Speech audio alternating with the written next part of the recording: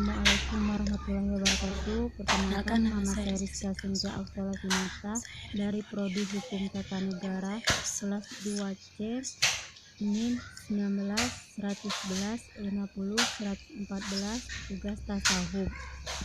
Definisi akhlak. Secara bahasa lafazkan, akhlak adalah jamak dari al-khuluq yang berarti aitun ad-din, agama, tabiat dan perangai atau mu'ah, kepribadian. Sedangkan secara istilah adalah hakikatnya akhlak adalah gambaran batin manusia, yakni jiwanya, sifat-sifatnya dan makna-maknanya yang spesifik, yang sedangnya terlihat kedudukan makhluk lantaran gambarannya secara zahir, baik sifat-sifatnya dan makna-maknanya, dan keduanya memiliki sifat yang baik atau buruk, mendapat pahala dan sanksi yang kaitan keduanya dengan sifat-sifat yang digambar secara batin adalah yakni jamak dibanding apa-apa yang terkait.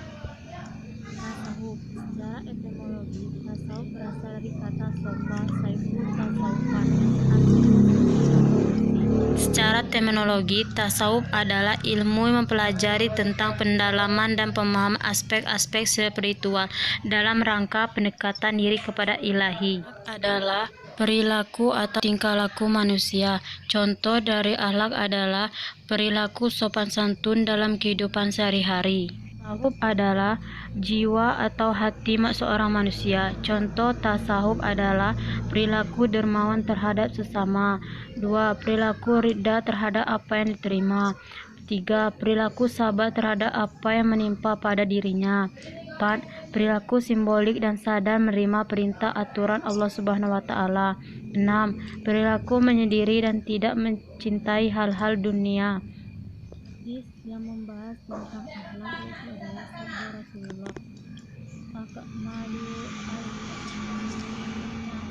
al-amanatan ahsanuhum khuluqan. Mukmin yang sempurna keimanannya adalah yang paling baik akhlaknya. Selanjutnya ada pun hadis yang membahas tentang masalah. Contohnya ada 2 hadis Nabi tentang celana yang dijulurkan sampai bawah mata kaki. Pendapatannya di kalangan ulama adalah mana dalil yang khusus, mana yang dalil yang umum. Celana yang dijulurkan di bawah mata kaki akan masuk neraka. Hadis Bukhari. Allah tidak akan melihat pada hari kiamat nanti orang yang menjangkan pakaiannya karena sombong. Hadis Bukhari. Contoh kedua, mengenai penentuan awal Ramadan dan Idul Fitri menggunakan ruqyah atau hisab.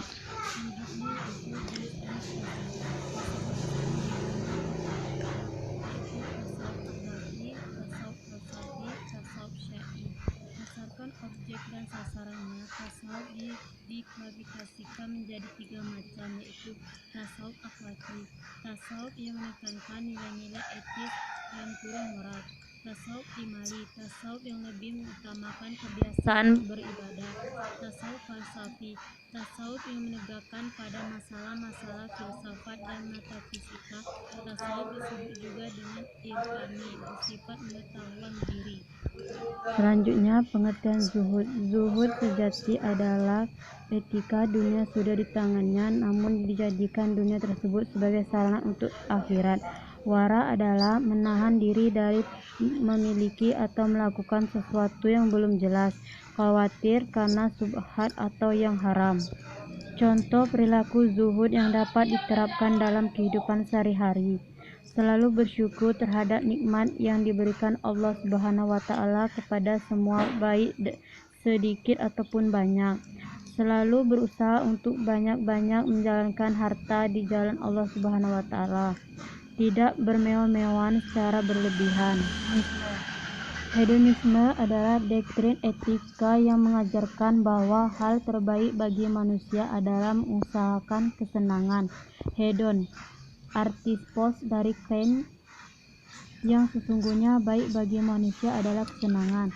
Kesenangan itu bersifat badai melakukan karena hakikatnya tidak lain daripada gerak dalam badan.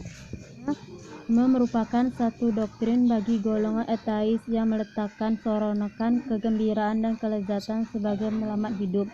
Budaya ini juga merupakan salah satu budaya negatif yang berjaya meresap masuk ke dalam kehidupan umat Islam. Konsep hedonisme ini lebih menekankan kepada kebebasan, keseronokan manusia yang lebih bertuhan hiburan. Lebih malang lagi, program-program berkenaan mendapat tanjakan daripada syariat-syariat Crawford, manakala program-program yang bersifat ilmiah berdasarkan ilmu tidak mendapat sebutan dan penjajaan sedemikian rupa. Sebagai contohnya, rancangan-rancangan reality TV seperti Akademi Fantasi, Malaysian Idol, Nature, dan sebagainya.